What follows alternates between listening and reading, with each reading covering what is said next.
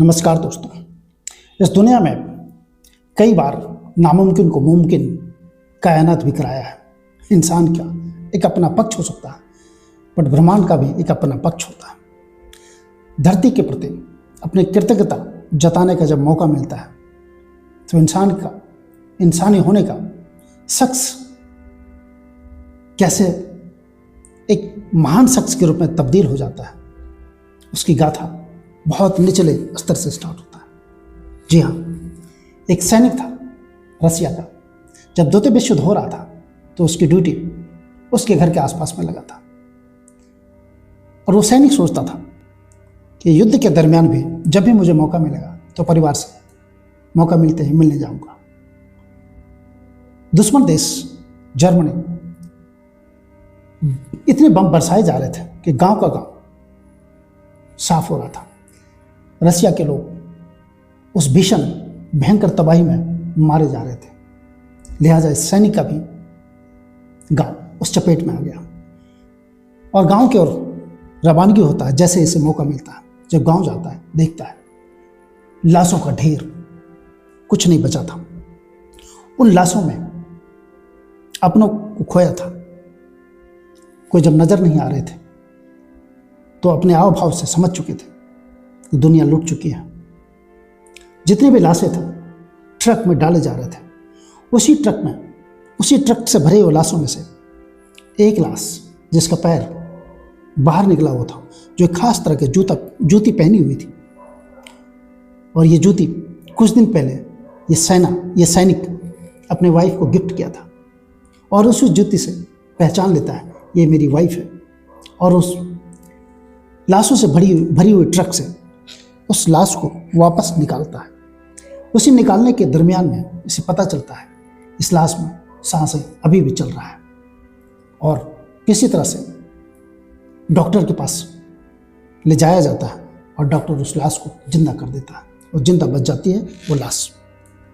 कुछ दिनों के बाद, कुछ महीनों के बाद, अब ये जो जिंदा बच गई है लेडी, ये प्रेग्नेंट होती है और एक बच्चे को जन्म देती है।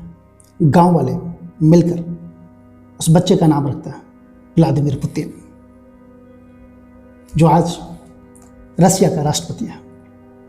नामुमकिन था उस लेडी का बचना, मतलब व्लादिमीर पुतिन की जो माँ थी उसका बचना ही मुश्किल था, बट कायनात ने साथ दिया और एक ऐसे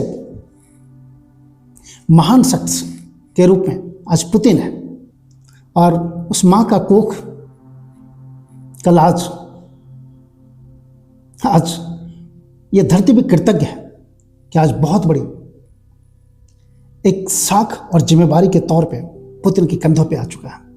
जब क्यूबा, अमेरिका इतने सैंक्शन लगाया, क्यूबा की हालत आज खराब है, वहाँ पे एनर्जी का बड़ा क्राइसिस है, लाइट नहीं है, हॉस्पिटल में किसी भी तरह का इलाज नहीं हो पा रहा है, क्योंकि आजकल जितने भी टेक्नोलॉजी आए हैं हॉस्पिटल में उसी से इलाज चलता है, उसी से जांच पड़ताल की जाती है। लाशों के भी ढेर हॉस्पिटल में तब्दील होता जा रहा है। कूड़े करकट पूरे बाजार में छाए हुए हैं। क्यूबा की हालत गंभीर है। ऐसे हालत में क्यूबा की ओर एक अपना ऐसा जहाज को भेज रहा जो तेल से भरा हुआ टैंकर जा रहा है, और तमाम सैंक्शन के बावजूद वो कलेजा दिखाया है। और रसिया ने फिर से एक बार साबित किया है कि 1962 में भी जिस तरह क्यूबा को बचाया था, आज फिर एक बार उस इतिहास को दोहरा रहा है। और अमेरिका का ये अगला पगला टाइप का ट्रम्प चुपचाप खड़ा होकर देख रहा है, समझ चुका है कि इसके हाथ से बाजी निकल चुका है। इसकी दादागिरी, इसकी जो हेजेमनी है वो टूटता नजर आ रहा है, और अपने शर्मसार किए हुए एक थोपड़ा को बचाने के लिए स्टेटमेंट दे दिया कि अगर रसिया उसे तेल लेकर क्यूबा को पहुंचा रहा है तो मैं इसे नहीं रोक सकता हूँ, न रोकूंगा। इसके अलावा इसके पास चारा ही क्या था। दूसरी ओर ईरान में जिस तरह से ये त्रासदी का जो पिछले 18 फरवरी से चलते आ रहा है, इस ओर भी दुनिया टकटकी लगाए पुतिन को देख रहा है। पुतिन अपने कृतज्ञता को पूरे आभार के साथ में दुनिया को बैलेंस की कैसे की जाए इस ओर इशारा कर रहा है। इन तमाम परिस्थितियों के बावजूद रसिया यूक्रेन के वार और ईरान पे अपनी सहमति देने के बावजूद इस तरह का डिसीजन लेना, ये पुतिन सचमुच में एक महानायक के रूप में आज प्रतीत हो रहा है। ऐसे महानायक के बारे में उसी अमेरिका के एक राष्ट्रपति हैं बिल क्लिंटन और उसकी वाइफ एक बुक लिखी है हार्ड चॉइसेस, जिसमें पुतिन के बारे में जिक्र करती है कि इसका आना इस दुनिया में नामुमकिन था और जब इस दुनिया में आया है तो कुछ करके जाएगा और कुछ करने के लिए पुतिन वो दमखम रखता है, उसमें वो दिखता भी है। हम सिर्फ अपनी छाती को जितना चौड़ा कर लें, जब एक देश का महानायक का मौत होता है तो हम अपनी संवेदना भी नहीं जता पाते हैं। हमारी छाती चौड़ी होकर भी बहुत सिकुड़ जाती है। सोचने के लिए बहुत कुछ कहता है। जब ईरान की धरती पे छोटे छोटे बच्चियाँ 175 की बच्चियों का जब एक मिसाइल से मौत हो जाती है, संवेदनाएं झकझोर जाती है, तब हमारे दो शब्द ना निकले, हमारी छाती सिकुड़ जाती है। वो बच्चियाँ जो जिनकी मम्मी उस बच्चियों को लेकर बिलख रही होगी, कफन लेकर सोच रही होगी कि डॉलर की कीमत लहू के सामने ज़्यादा बड़ा है या छोटा।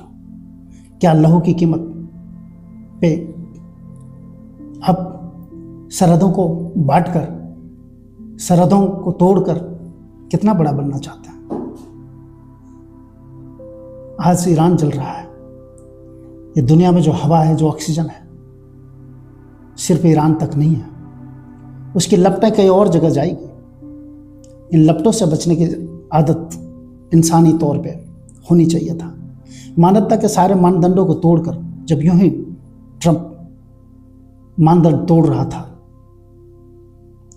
तब हमारी संवेदना हमें एक जगह पे पहुंचा रहे थे, गलत है, गलत है, इसे उत्तर देना चाहिए था। एक मेगा डील की ओर जाकर अपने स्वार्थ को कितना सिद्ध कर सकते हैं। जब सऊदी अरब, इजराइल और अमेरिका एक टेबल पे बैठे सोच रहा था हम आगे दुनिया में इस क्राउनिक कैपिटलिज्म को कैसे आगे बढ़ाए, वो ध्वस्त होता नजर आया। ईरान उसी को और चकनाचूर करते नजर आ रहा है। और कितना दूर लड़ाई जाएगा वो आगे देखने की बात है। बट आज सारे लड़ाई पे भारी पड़ता हुआ पुतिन को सलाम करते हैं, और पुतिन जिस तरह से अपनी कृतज्ञता इस दुनिया में दिखा रहा है, जता रहा है, धरती आभारी रहेगा पुतिन का। Thank you so much.